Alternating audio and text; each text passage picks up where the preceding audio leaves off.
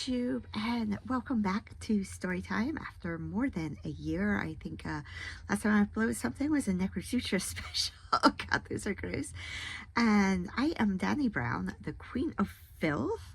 So I am a Brit who lives in America, hence the accent, but I am very, very British. English to be precise, if you want to know.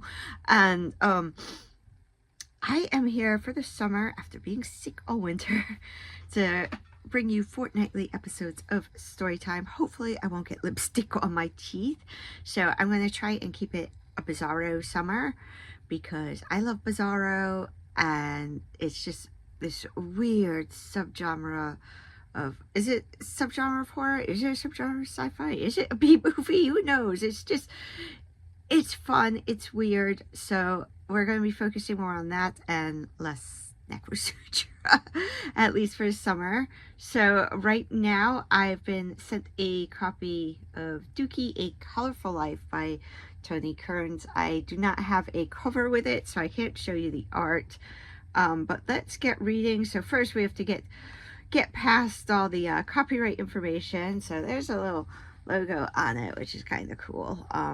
It just sent me back to the beginning. So if you are new here, I go in blind, so I try not to read what I plan on reading first because it makes more fun, because you get to see my facial expressions. In case you're wondering about the hair, it is humid as fuck out there. And is that, yeah, that's lipstick on my teeth. Oh well, who cares? I'm not going to use setting spray to sit in my bedroom and wash this off in half an hour, or I will have a shower, which will make my hair a bigger, frizzier mess, but who cares? Right, so we've got part one, Behind Enemy Lines. It's graduation day for our hero Dookie and the guys. They are now fully fledged fighting machines. They've spent 16 weeks getting the shit kicked out of them every day by the relentless drill instructors on Corpse Island. They aren't the young, hyperactive morons they were. They've been reprogrammed how to speak, brush their teeth, sleep, eat, dress, stand, sit, shit, shave, wash, climb, push up, pull up, walk, run, punch, kick, stab, shoot, break bones, and most importantly, respect. Without respect for yourself, they're taught, you cannot respect anything or anyone else. That's why Dookie had traveled west and joined the corps. He was a chunky hothead running amok back in Dragon Valley, going to get himself flatlined or worse if he didn't learn how to be himself. The hardest training for the hardest case, he figured, seems to have paid off. Boot camp and combat training were like Disneyland for the young, hyperactive pain in the ass that he had become over the last few years. Such a pain in the ass. It says ass, the American ass, not ours. That's why he earned the name Dookie. While still a young teenager, he had been such a pain to teachers, family, and friends alike. They all went to Dragon Valley Deed Pool offices and got his name changed to Dookie. So like Madonna and Prince, he became a one named wonder. He continued to be a hyperactive pain in the rectum for everyone until he left Dragon Valley for Corpse Island. So our hero isn't a chunky monkey anymore, and all the physical activity has calmed him down mentally too, although he hasn't had time to really notice yet. What with all the shouting, running, and marching that they've managed to squeeze in between brutal, intense training, otherwise known as IT, which usually took place in large, uneven sandpit. The DI, which shouts an exercise command, and the recruits would thrust themselves into position and in unison begin to rep out. However, those pesky DIs would rarely let them get even one rep out before making them spin around or flip over or jump back up, etc. into the next position. All the while getting more covered in sand and sweat and more sand. Oh, what fun they had. This would usually go on until one of the weaker recruits threw up, or at least dry heaved a bit. Now, ripped to shreds and calm as fuck, Dookie and his company of graduating warriors would be split up and sent straight to the front lines. Dookie, Baron, Rusty, and Joey all had orders to the Southern Front as part of the India Company. As team leader, Dookie will lead their squad of 4. They are all nervous as hell, but clutch at their weapons. They're only true best pals now. The graduates are transported on unmarked buses with blacked out windows from the boot camp training grounds to the nearby airfield. They found a large dark green liner already half full of young fresh-faced warriors They are quickly ushered to seats and all sit down and get strapped in, and the flight takes off to skies within seconds. No safety display, drinks trolley, or in-flight entertainment on this airline. With the relative silence of the first few hours of a tense flight behind them, and the silence of the young warriors is getting to Dookie, and the buildup of tension is, in turn, getting to his guts. They start to bubble and twitch, so he leans forward in his seat. Placing a rifle between his legs, he begins to bear down on the barrel, arching the bottom of his back forward as his ass slides back on the seat. Rusty looks up and sees the contouring Dookie. He yells out at the top of his voice so the whole transport can hear, "Air biscuit!"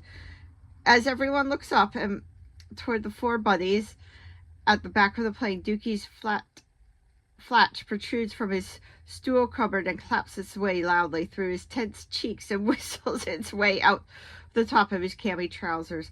A short silence is observed by the young warriors, and then, well, the tense silence is now truly broken. The transport of warriors laughs and howls at the stink bomb as the smelly air biscuit circulates around the cabin like a beach ball blowing its way around on a stormy beach. The rest of the flight is a disaster on Warrior Corps terms. The entire shipment of warriors is now laughing, joking, and generally pissing around. Dookie leans into his three buddies and says, "Remember this, guys. When it gets dark, remember this. This is the light to walk towards. Happy times, our time." Pleased with the happy mess he has created and his ass for that matter, our hero slopes off to dump one before the jump. A good hour and 3 courtesy flushes have gone by before the ripped but bulky brute succumbs to the pins and needles in his legs. He reluctantly wipes and gingerly stands aloft of his temporary throne. The blood rushes back down to his numb feet, and he gives his toes a little wiggle, turns, flushes one last time, washes his hands, and makes it back to his seat. The company, Sergeant Major bellows out loud to the still ruckus warriors, "Packs on India Company, we jump in 5 minutes." The newly formed India Company warriors settle down and get their shit together. Packs on, rifles locked and loaded, and helmets securely strapped on. Dookie and his squad prepare for their first night of warfare. The lights in the transport go off and the buzzer sounds. The warriors stand up and hook their cords to their jump line as the rear of the plane opens to reveal the noisy, cold, and damp air of the southern borderlands. The artillery rounds from the enemy below are nothing more than a pop and flash like a firework. Even to the new warriors, the second buzzer goes and the red lights at the open rear of the plane flash. "Jump, jump, jump, go, go, go," calls out the sergeant major. Dookie and his small squad are first off. They run down the causeway and float out and down into the darkness. The plane load of leather necks follow suit. Guided by the light coming from a small battery of cannons still shooting at the aircraft above, Dookie and his squad pull at the guidance ropes to steer their chutes right at them, rotating around the area slowly as they fall back to the terra firma. Baron slides in first and releases his chute to the wind. He drops straight to prone with his rifle out, supported by his left elbow and butted into his right shoulder, his eyes wide, ready for contact as the squad matches his position one by one. Dookie gets on to the comms to his squad. "Right then, guys, our mission is to take these cannons out ASAP. Yeah, should only be about 15 enemy working on them, so let's get secured quickly." The squad moves into a dimly lit area of the enemy lair.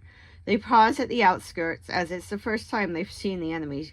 Scruffy, dirty, and ill-equipped for battle, they seem to Dookie and his squad hungrier and more scared than the mean and scary scum they have been told about. Now, we're just going to leave it here because we've got a little page break type thing, and I've been going on for nearly 10 minutes.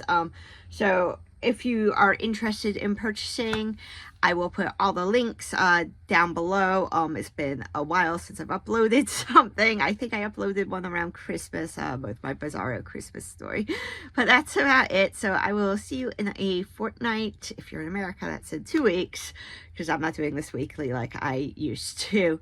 So see you soon. Bye bye.